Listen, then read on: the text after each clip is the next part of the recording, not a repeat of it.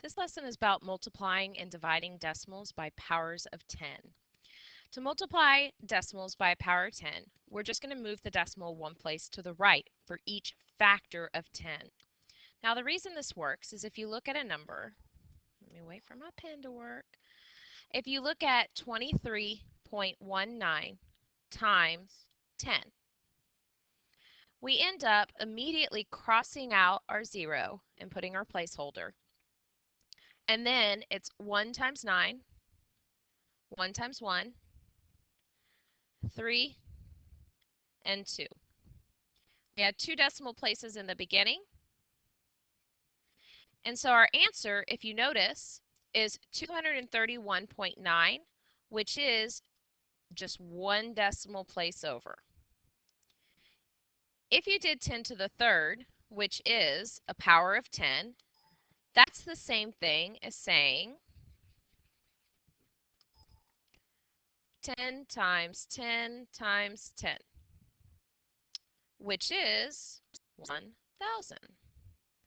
So if you were to take 7.001 and multiply it by 1,000, these all immediately become placeholders. So you get 1 times 1 times 0 times 0 and 7.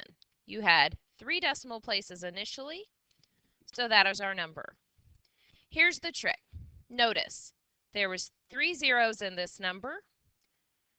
I move my decimal place over 3 to get my new number. We'll practice this just a little bit more in a second. A second to erase. My pen isn't quite cooperating.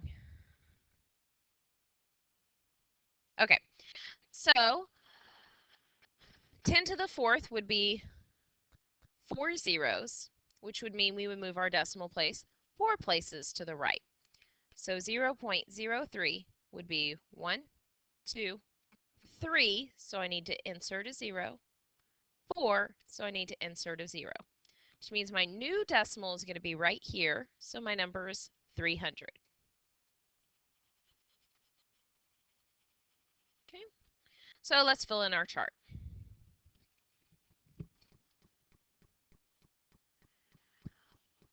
If the decimal is 1.24, then you're going to be, and you multiply by a power of 10 to the 0.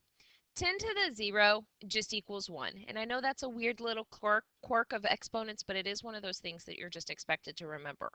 So 1.24 times 1 is just 1.24. That one's pretty easy for us. 10 to the first power just means 10.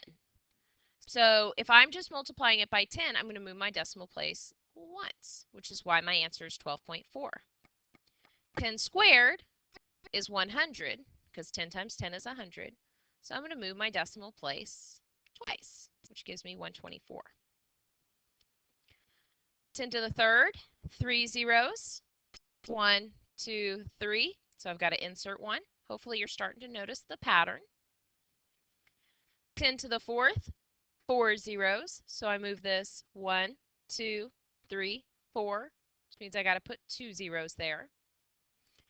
And so on and so on and so on. So these are all called powers of 10 because they can be written with exponents, but this is the numbers that they truly equal. So let's do a little more practice. This time we're multiplying by 100. So I'm going to move it 1, 2 for my 1, 2 zeros. 3 zeros, 1, 2, 3. I'm going to have to add a 0 and there's a placeholder, so 250. This one only has 1 0, so I'm only going to move it once. 1 0, so I'm going to move it once. This one is still a decimal, notice, because I didn't move that decimal point past all the rest of the numbers.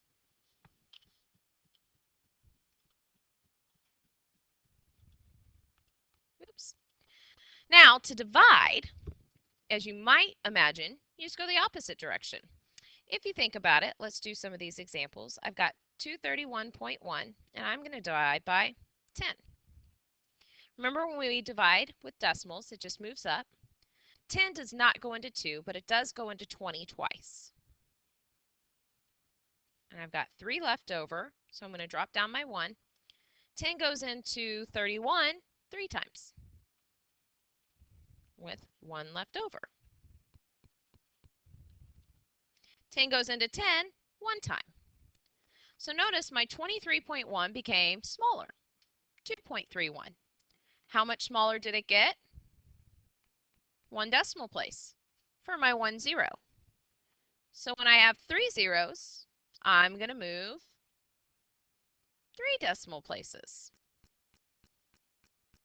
and adding zeros as necessary. So let's practice. 1 0, 1 decimal spot. So 0 0.0, sorry, 0. Let me erase that. 8754. So notice that decimal place just moved over 1 time. Notice that when I'm dividing by 10, my number gets smaller. When I was multiplying by 10, my number got larger. That's important for remembering whether you're supposed to go left or right. 2 zeros, 2 spots. So 0.08754. And I do have to add the placeholder there.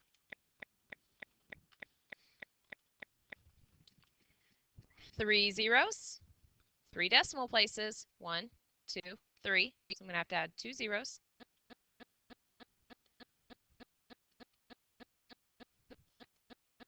4 zeros. 1, 2, 3, 4 places. So 1, 2, 3 placeholders.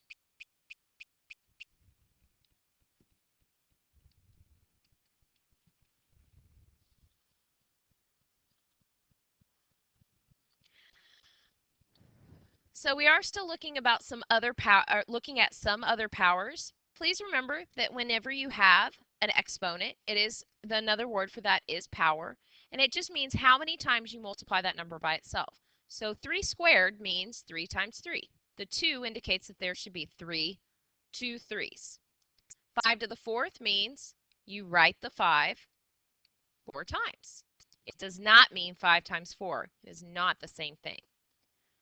So when m is 5 and we have m to the 3rd, that's the same thing as 5 to the 3rd, which means simply I write my number 3 times.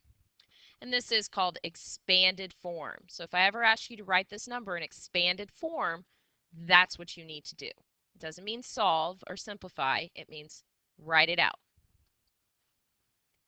Now we're going to evaluate. Evaluate means I actually want you to solve.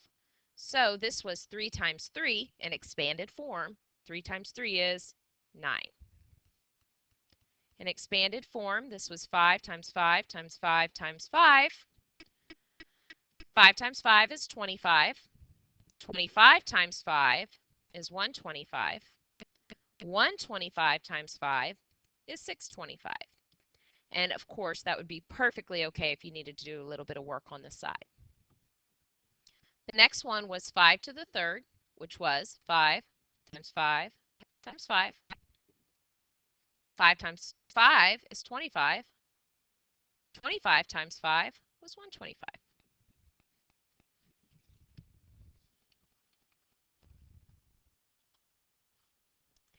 We're going to compare them using a less than, greater than, or equal than symbol. So 2 to the 5th and 5 squared. Some people think that these are the same thing, but remember it's 5 times 5 and 2 times 2 times 2 times 2 times 2. 5 times. That's 4. That's 8, 16, and 32. This is 25. 32 is greater than 25. This one is already simplified, so I'm going to write 3 times 3 times 3 times 3, 7 times.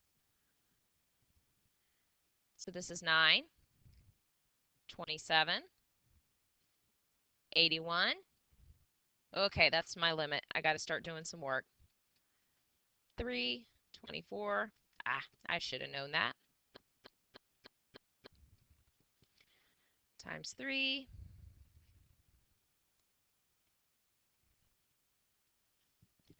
729. And my last one. It's 27.